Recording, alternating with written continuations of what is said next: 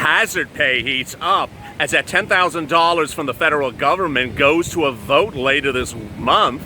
But will it get passed, or will the amount get changed?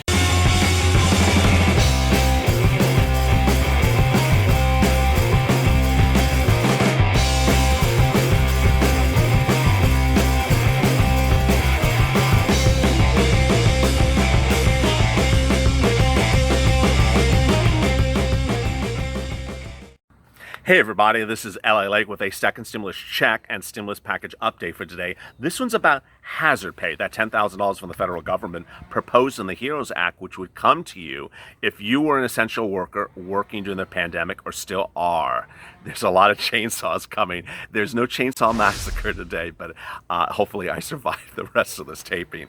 Let me get right to the details. There's really shocking details today about the need to compensate essential workers amid the growing pandemic across the country.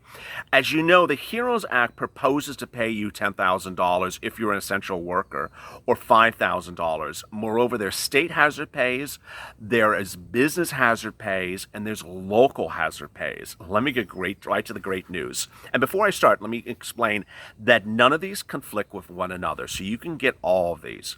The HEROES Act, which is currently in the Senate from the House, proposes to give you $10,000 if you're an essential worker. Let me first do the calculation for you, because that's the easiest. It's based upon the number of hours you have worked since January up to the present and going forward if you're not at the threshold.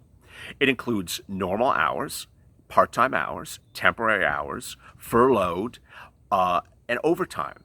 It includes all hours you worked as an essential worker. It can combine hours from two different employers as well if they're both essential. That's the easy part. Next part is the way you calculate it. You take $13 an hour and times it by the number of hours you worked. So when you get that number, if you're over $10,000, bam, $10,000 in your account. There is only one scenario in which it wouldn't be in your account, and that is if you made a lot of money last year. Congratulations. If you made a lot of money last year, and again, this is not my term, a lot. This is what Congress says, a lot. If you made over $100,000 last year, you would only be eligible up to $5,000. The other part that's really great news about this bill is that if you're not at the thresholds now, you can continue to receive the benefits going forward. So let's say you're only at $8,000 and are eligible for 10, you would get a lump sum of 8, and then the $2,000 would be paid to you progressively as you go forward. Really great news. The overriding comments that I always get about essential workers is, who are they? What are they? What qualifies? Do I qualify? I've done a lot of videos on that, but the basic premise is that it's generally what you think it is. Grocery stores, anything medical, anything shipping, anything driving like Uber and Lyft qualifies, anything that you really would think is essential. There are gray areas, which I cover on a daily basis, and those gray areas are a little bit confusing. But the great news is that Congress has said that the hazard pay bill is supposed to be over-encompassing, not limiting. So they want more things included. There's ultimately one part of the hazard pay bill that is just, it makes me want to itch, like Mitch. It's the part that says ultimately the employer shall apply for you and doesn't have to apply for you. I think it's I was about to curse. I think it's totally ridiculous that you're leaving up to the employer to do, and the employer doesn't have to do it. So ultimately, you could have hundreds of thousands of people who are eligible for hazard pay, and the employers just didn't do it because they didn't want to.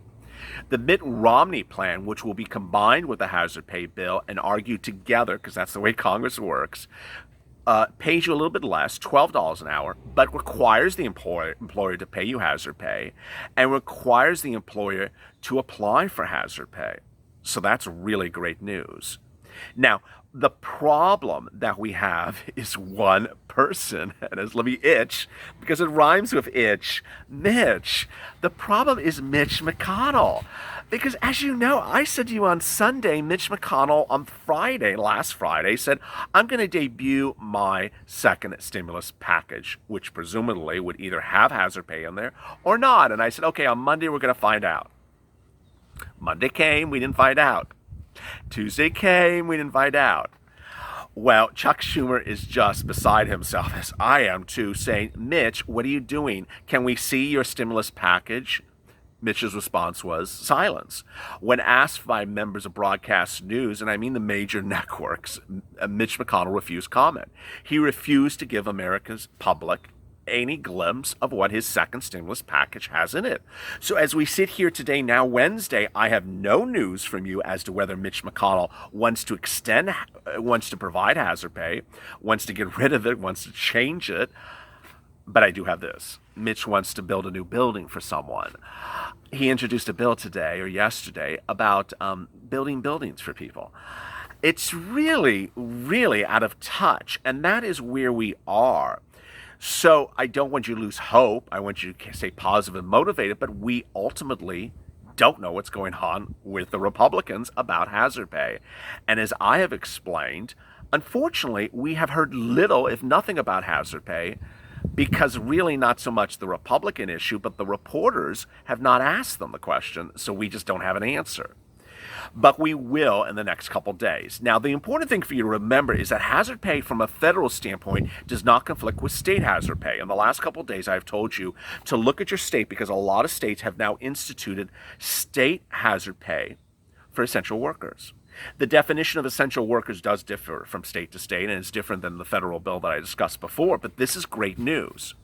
The part of it that's not particularly great news, and I saw someone in the comments, and I agree 100% with him, was that the state programs propose to pay you a couple $100, whereas the federal program proposes to pay you $10,000. So, I mean, they really aren't comparable on the scale, but at least they're paying you something while we wait for Mitch to get his act together. Then there are the businesses, and so a lot of businesses are starting to roll out hazard pay. Yesterday I detailed Walmart, which some of you love the news, some of you didn't like the news. Walmart is paying essential workers, well actually Walmart is paying all their workers hazard pay, and it's going to land in your account in late August. Whether you're temporary, full-time, part-time, laid off, whatever, you're going to get it. The comments were, well, they should have been paying us more money. The movement at this point is that hazard pay is being paid by employers. That's the great news. Now, what's going to happen? Here's the part of the story or this video that's not particularly good news.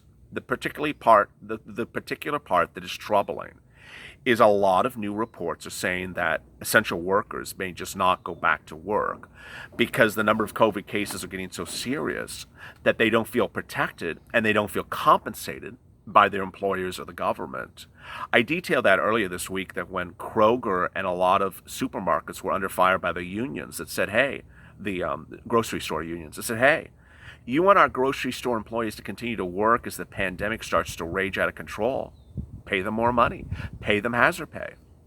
You saw my story yesterday where a lot of groups are now approaching these employers and say, you need to start paying hazard pay.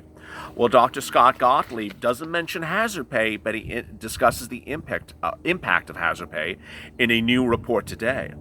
He says the number of U.S. coronavirus cases could reach 300,000 deaths by the end of the year if the trend continues. Right now, this is his quote, he says we have close to 1,000 deaths per day because of COVID-19. If you don't change that trajectory, you can do the math. The problem is we're hospitalizing a lot of patients. He says that, he told this to CNBC today, that the U.S. may have around 300,000 deaths and growing if we don't fix this and we don't start to curb it. Right now, we have close to 1,000 casualties a day, so if we don't change that trajectory, we're going to see a massive number of deaths. He thinks it could be far more than 2,000 deaths per day. He's the former head of the FDA under President Donald Trump, and he says that medical workers are really not starting to show up. I detailed that yesterday. This, again, is talking about essential workers who may start to not show up for work. In Florida, over 30 hospitals now are at full capacity and don't have enough nurses.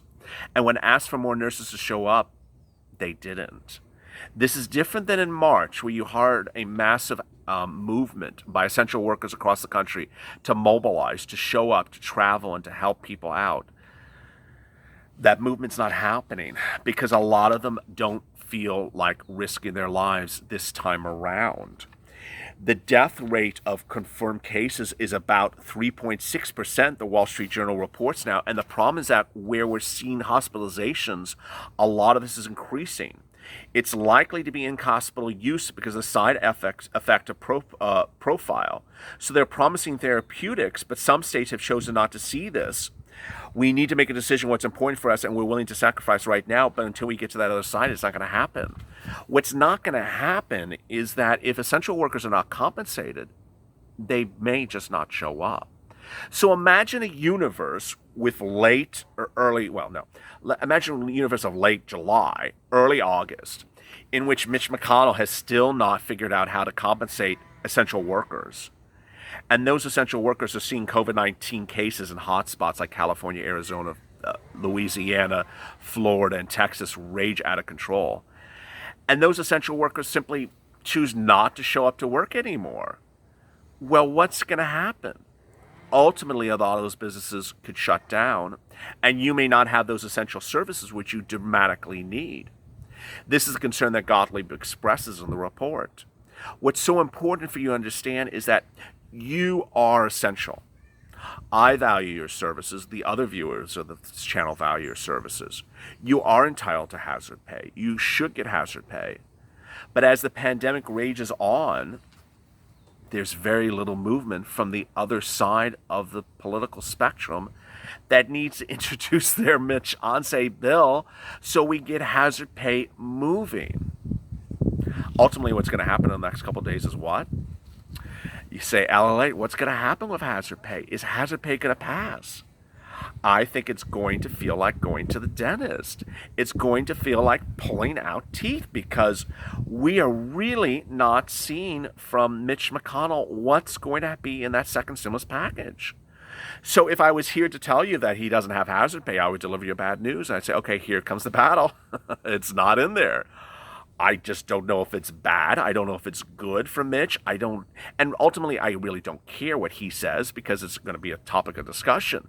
But the fact that Mitch is working on getting someone some buildings and not getting you a second stimulus package is really troubling. Ultimately, if you have questions to today's video, drop in the comments below. This has been some week. We're about 3 days away from 100,000 subscribers. Thank you for always being a part of this channel, staying positive, staying motivated, and staying smiling. It's like times like this where we don't see things that you really got to keep smiling and stay positive. I appreciate your support. We are all family. And as always, stay with LA for more.